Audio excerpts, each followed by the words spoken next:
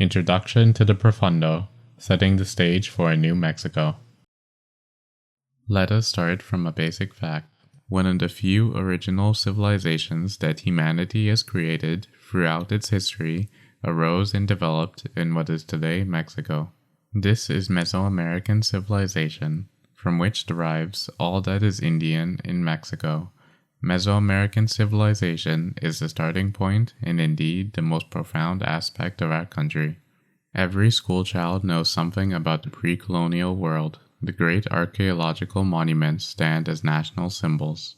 There is a circumstantial pride in the past that is somehow assumed to be glorious, but that is experienced as something dead, a matter for specialists and an irresistible attraction for tourists.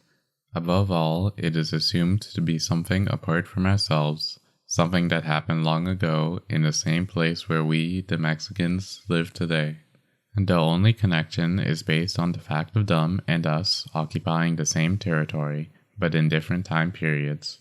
We do not recognize a historical connection or a continuity with the past. Some believe that Mesoamerican civilization was destroyed by the European invasion. Others seem to regard that event as a sort of redemption. What remains of Mesoamerican civilization is regarded as ruins. We accept and utilize the pre-colonial past as the history of the national territory, but not as our own past. This book has two purposes. On the one hand, it attempts to present a panoramic vision of the constant and multiform presence of that which is Indian in Mexico. The Indian refers to the persistence of Mesoamerican civilization today among specific indigenous peoples. It is also expressed in diverse ways in larger sectors of the national society that form, together with the Indian communities, what I have called the Mexican Profundo. Based on the recognition of the Mexico Profundo, the second purpose of the book is to present arguments for broader analysis, which all Mexicans should take into account. What does the coexistence of two civilizations, Mesoamerican and Western, mean in our history, our present, and above all, our future? In two senses, this book is a collective work. First, there are a number of us who, for many years, have felt the need to explore the Mexico Profundo from an academic and political perspective.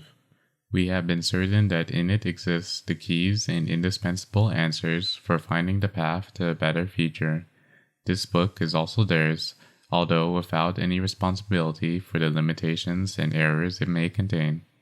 The second sense, even richer and more solid, resides in the millions of Mexicans who experience the Mexico Profundo in their daily lives. In their thought and their hopes, they constantly renew the fundamentals that make possible the conviction that they are bearers of a civilizational project that might also be ours. The Mexico Profundo is formed by a great diversity of peoples, communities, and social sectors that constitute the majority of the population of the country. What unifies them and distinguishes them from the rest of Mexican society is that they are bearers of ways of understanding the world and of organizing human life that have their origins in Mesoamerican civilization and that have been forged here in Mexico through a long and complicated historical process. The contemporary expressions of that civilization are quite diverse, from those indigenous people who have been able to conserve an internally cohesive culture of their own, to a multitude of isolated traits distributed in different ways in urban populations. The civilization of Mesoamerica has been denied, but it is essential to recognize its continuing presence.